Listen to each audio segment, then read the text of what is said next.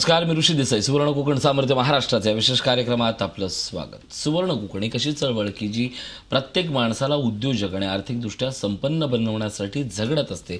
अशा चळवळीचा भाग होऊ पाहणाऱ्या असंख्य माणसांची गोष्ट या कार्यक्रमाच्या द्वारे उलगडली जाते. खरं तर सुवर्ण कोकणचे दररोज एपिसोड हे सुरुवातीला 6:30 वाजता आणि नंतर 11:30 वाजता तुमच्यासमोर प्रक्षेपित होत असतात. हे एपिसोड पूर्ण पाहून त्याचं शब्दांकन करून एक माणूस तुमच्यापर्यंत हे पोहोचवत असतो. खऱ्या अर्थानं सुवर्ण कोकणचा शिलेदार आहे, काहीतरी स्वतः बनण्याची ताकद आहे.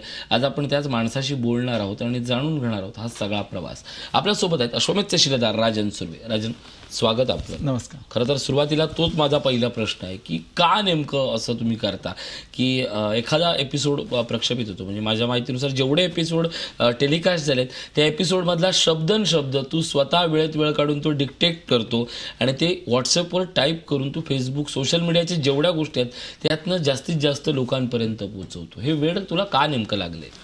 ॲक्च्युली माझ्या गावाला वगैरे लोक 6:30 बघू नाही शकत होते हा प्रोग्राम. लवकर उशिरा कामाला वगैरे जायचे, त्यामुळे नाही पाहायला जमायचं त्यांना. मग त्यांच्यापर्यंत हा पोचणार कसा? तर मग व्हॉट्सअपच्या मार्गातून. मग मी तो प्रोग्राम पाहून म्हणजे जे कोणी नाही पाहत आहेत शहरात काय किंवा कुठेही, त्यांना कसा पोचवता करता येईल, ती माहिती कशी सांगता येईल, ती मी त्याच्यातून पोचवायचा प्रयत्न केला त्याच्या. नक्कीच. आणि याचे तुला स्वतःला रिप्लाय काय काय यायचे?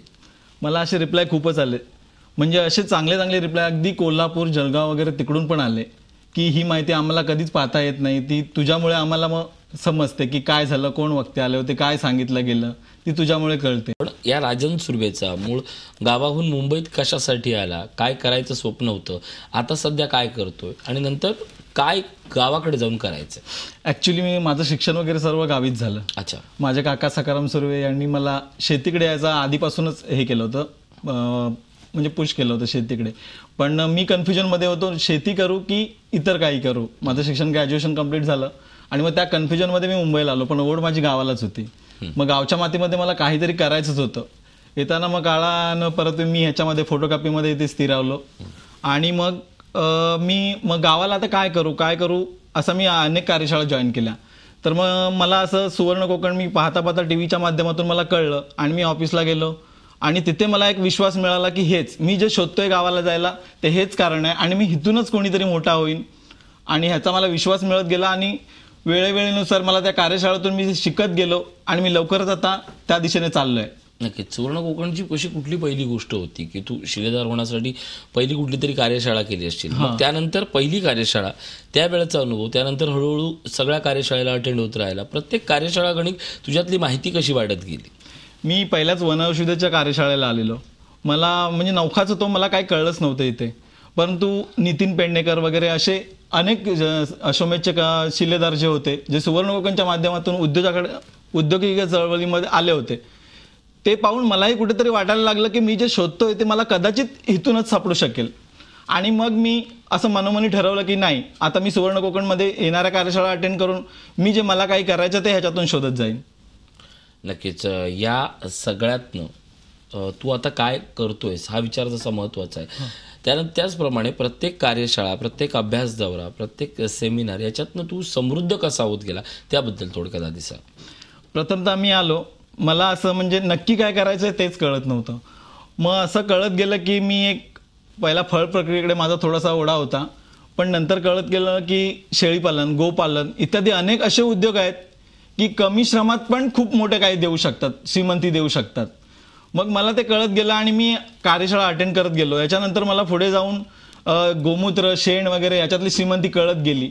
म्हणजे येणाऱ्या कार्यशाळा आहेत त्या अधिक देतात, थोडंसं कन्फ्युजन पण वाढवतात, पण आपल्याला नेमकं कळतं की मी हे करू शकतोय, हे पण मी करू शकेन. म्हणजे एकाला एक कनेक्टेड उद्योग असल्यामुळे ते करता येण्याजोगे आहेत पुढे जाता. आणि असं बघायला गेलं तर ह्याच्यातच सर्व काही आहे असं मला आता तरी वाटायला लागलं. नक्कीच. याच्यातल्या छोट्या छोट्या गोष्टी कन्फ्युजन वाढवतात म्हणण्यापेक्षा त्यातल्या व्यवसायाच्या संधी देतात. कदाचित 20 वर्षापूर्वी जर कोणी सांगितलं असेल मी क्रिकेटच्या ग्राउंडवर असेल आणि क्रिकेटमध्ये करिअर करेन पण मला डान्स करायचा आहे असं जर कुठल्या तरुणीनं बोललं असतं तर तिला कोणी विश्वासात घेतलं नसतं. पण क्रिकेटचा एक नवीन प्रवाह आला, IPL आला आणि त्यातनं चिअर गर्लसारखा किंवा ॲडवर्ल्ड सारख्या प्रचंड व्यापक संधी या क्रिकेटमधनंही उपलब्ध होऊ शकतात हे जगाला कळलं. प्रत्येक क्षेत्र आज बदलत चाललंय. प्रत्येक क्षेत्रातली छोटी छोटी जागा आहे, तुमची लक्षावधीची करोडोची आहे, असं त्यातनं ठसवण्यात येते. शेती क्षेत्रातही आणि कृषीपूरक उद्योगातही अशाच गोष्टी आहेत ज्या आपल्याला ठाऊक नसतात. सुवर्ण कोकणच्या माध्यमातून या गोष्टी तुम्हाला ज्या शेतीतल्याच आहेत, ज्या मातीतल्या आहेत, तुम्हाला कळतात, तेव्हा आश्चर्याचा बसणारा धक्का केवढा मोठा असतो. खूपच मोठा असतो. त्याच दिवशी ज्या कोल्हापूरच्या कार्यशाळेमध्ये मला कळलं की लिंबू तर आपण विकतो, पण लिंबूचा पालाही 104 रुपये किलोने जातो. अच्छा. म्हणजे असे जे काही कळत गेले ना, की आपण जे पायदळी, दुर्वा वगैरे, तुळस काय किंवा असं दुर्लक्षित असतं सर्व ते, कणगर बोला किंवा इतर त्या गोष्टींचा आपण असा कधी विचारच केला नव्हता. त्या गोष्टीतूनही पैसा मिळतो हे मला इथे आल्यानंतरच कळलं. आणि हे खूप म्हणजे आनंद देणार आहे की पुढे जाऊन खरोखरच हीच श्रीमंती आहे. नक्कीच ही श्रीमंती आहे आणि ही श्रीमंती इथले वक्ते मार्गदर्शक उलगडत जातात. अशा कार्यशाळांमधनं ज्यावेळी कारण पहिल्यांदा बहुतांश विद्यार्थी म्हणजे तुझा वैयक्तिक जर अनुभव विचारायचा झाला तर वनौषधीच्या कार्यशाळेला तूही ब्लँक पार्टी घेऊनच आला होता, पण नंतर कळलं की आपण आयुष्यात काहीतरी करू शकतो. असे खूप जण असतात जे या अशा गोष्टीपासून वंचित राहिलेत. का तर त्यांनी स्वतःभोवती गैरसमजाची आवरणं स्वतःच घालून घेतलीत. म्हणजे माझ्याकडे पैसा नाही, मी कसा बिझनेस करू, मला या क्षेत्रात गॉडफादर नाही, मी का बिझनेस करू, माझ्या या घरातलं कोणी नाही जे या क्षेत्रातलं अगोदरचं माहितगार होतं. स्वतःच्या भोवती चुकीची गैरसमजुती तुम्हाला सुवर्ण कोकण या कार्यशाळेत आल्यानंतर, या प्रवाहात आल्यानंतर तोडतं. काय वाटतं याबद्दल? नक्कीच. कारण मलाही असं वाटायचं की मी एखादा उद्योग करायला गेलो तर मग मी पैसा कुठून टाकू, मी कसं काय करू शकू, अजूनही मला तेच वाटत होतं. पण नंतर कळत गेलं की असेही काही उद्योग आहेत जे कमी पैशामध्ये पण होतात. उदाहरणार्थ कुक्कुटपालन मी 2000 पण चालू करू शकतो हे मला इथे आल्यानंतर कळलं. मग त्या 2000 पासून मी कुक्कुटपालनानंतर शेळीपालन असे अनेक उद्योग मी करू शकेन. म्हणजे जेणेकरून माझ्याकडे पैशाचा ओघ चालू राहील आणि मी कनेक्टेड व्यवसाय ते करत जाईन. हे मला इथे येऊनच विश्वास वाटायला लागला. खूप जणांचा असा अजूनही गैरसमज आहे की सुवर्ण कोकणच्या चळवळीत आलं, प्रवाहात आलं म्हणजे काहीतरी एका जमिनीत तुम्हाला पैसे गुंतवायचे आहेत आणि ते गुंतवणारे पैसे 25 वर्षांनी तुम्हाला दुप्पट करून मिळेल. तर असं काही नाहीये. तर आपल्या हातावर, आपल्या शेतीवर, आपल्या कष्टावर विश्वास असणाऱ्या माणसांनी एकत्र यायचं आणि शेतीपूरक व्यवसाय करायचे अशी याची मूळ संकल्पना आहे. प्रश्न असा निर्माण होतो की आज ग्लोबलायझेशनच्या युगात 21व्या शतकाकडे वाटचाल करत असताना असे मोठमोठे शब्द वापरतानाही कृषीपूरक उद्योगामध्येच खरी श्रीमंती आहे. तू मुंबईत आज व्यवसायानिमित्त फिरत असतो, खरंच गावात श्रीमंती लपली आहे का? खरंच गावात श्रीमंती लपली.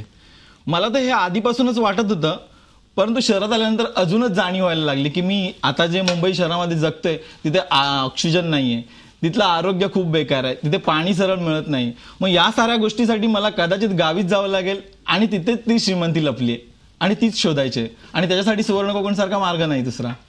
नक्कीच एक महत्त्वाचं म्हणजे तू विचारवंत आहेस, तू थोडासा लिहितोस म्हणून मला प्रश्न विचारावासा भाग वाटतो की गावातला स्वतःभोवती क्षितिज नसलेला तरुण आणि मुंबईत ज्याला बघायला जागा नसलेला तरुण, या दोन तरुणांमधला मुख्य फरक काय? दोघांपैकी कोणाकडे जास्त व्यवसायाच्या आणि समृद्ध होण्याच्या संधी आहेत? मला वाटतं गावातल्या तरुणाकडे, परंतु त्याला अजून माहिती नाही मला काय करायचंय. नाहीतर त्याच्या पुढे खूप असं उजाड नभ आहे, आकाश आहे की त्याला विहारायला खूप काही आहे. तसं पाहता मुंबईचं कसं असतं की ठराविक बिझनेसमध्ये आपण अडकून जातो आणि मग सकाळ संध्याकाळ आपण त्याच्यातच अडून जातो. कधीतरी घरी येणं वगैरे ते सगळं चाललेलं असतं, रविवार एक सुट्टी, त्यामुळे विचार करायला असा खास वेळ नसतो. पण गावाकडे ते सर्व उद्योगांचा, जर शेतीपूरक उद्योगांचा विचार केला तर त्याच्या पुढे एक मोकळं आकाश आहे, मला असं वाटतं.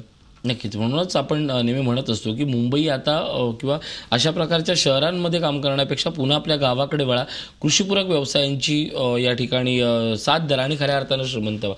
कृषीपूरक व्यवसाय म्हटला की प्रत्येकाला असं वाटत असतं की तो पावसावर अवलंबून असतो, दुष्काळावर अवलंबून असतो. खरं तर हायड्रोपोनिक्स सारखी अनेक टेक्नॉलॉजी आज आलेली आहे. कृषीपूरकमध्ये देखील ज्याचा पाण्याचा थेट संबंध नाही असे व्यवसाय आहेत. असं असतानाही शेतीला अजूनही आपल्याकडचा एक विचारवंतांचा समाज त्याला महत्त्वाचं मानाचं स्थान देत नाही. काय केलं पाहिजे आपण शेती आणि शेतीपूरक उद्योगांना मोठेपण द्यायचं असेल तर? मला वाटतं अजून लोकांपर्यंत शेतीचं महत्त्व कळलं नाही. लोकांनी असेच काहीतरी गैरसमज बोलायला पाहिजे त्याला की नाही आता पाऊस नाही तर शेतीमध्ये काही दम पण नाही उरला आणि काहीच नाही. पारंपरिकतेमध्ये लोक अडकत गेलेत. मला वाटतं हे पारंपरिकतेचे पाश आहेत ते तोडायला पाहिजेत. येस. जेव्हा ते तोडतील, आधुनिक तंत्रज्ञान जेव्हा शेतीमध्ये येईल ना, तेव्हा शेती खूप पुढे गेलेली असेल. आणि कृषीप्रधान आपण जर भारत बोलत असू तर आपण आधुनिकतेकडे जायलाच पाहिजे जर काळाच्या ओघात आपल्याला पुढे जायचं असेल तर. आणि मला वाटतं शेतकऱ्यांसाठी ही सुवर्ण संधीच आहे. नक्कीच. पारंपरिकता आणि आधुनिकता या दोन्ही कृषी तंत्रज्ञानाचा वापर सुवर्ण कोकणमध्ये केला जातो का? केला जातो. अशा काही पारंपरिक गुण घेऊन असं बघायला गेलं की औषधी वनस्पती तर खरं पाहता तुळस, दुर्वा वगैरे याच्यामध्येच सगळं दडलंय, जे आधीपासून माहित आहे सर्वांना, पण त्याची खरी श्रीमंती त्यातली कळली नाही लोकांना, असं मला वाटतं. नक्कीच. हे सगळं जर करायचं असेल तर जास्तीत जास्त तरुणांनी या सगळ्या चक्रात, या प्रवाहात यायला पाहिजे. तू एक मुंबईकर तरुण म्हणून काय आवाहन करशील मुंबईतल्या तरुणाला, की का त्यांनी सुवर्ण कोकणच्या ऑफिसला येऊन भेट द्यावी, का त्यांनी या सगळ्या गोष्टी एकदा समजून घ्याव्यात? असं मला वाटतं की मी पण याच्यामध्येच होतो, अडकलेलो होतो, की काय करायचं तेच कळत नव्हतं, पण मातीशी नातं जोडायचंच होतं. आणि असे बरेच तरुण आहेत की मुंबईमध्ये, मी तर रत्नागिरीतून येतो आणि रत्नागिरीतील माझ्याबरोबर येणारे तरुण आहेत, त्यांचं हेच स्वप्न आहे की नोकरीमध्ये काही दम नाही, पण ते असेही बोलून आलेले असतात की शेतीमध्ये काही दम नाही.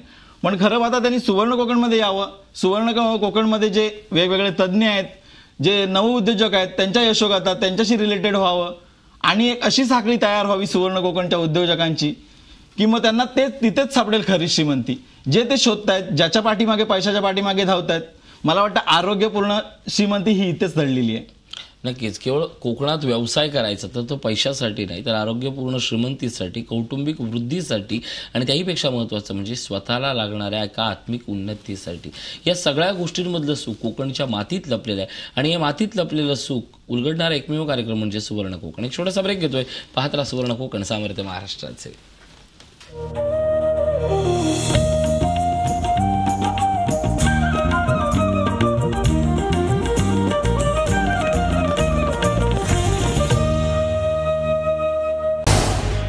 झी 24 तास रहा एक पाऊल पुढे.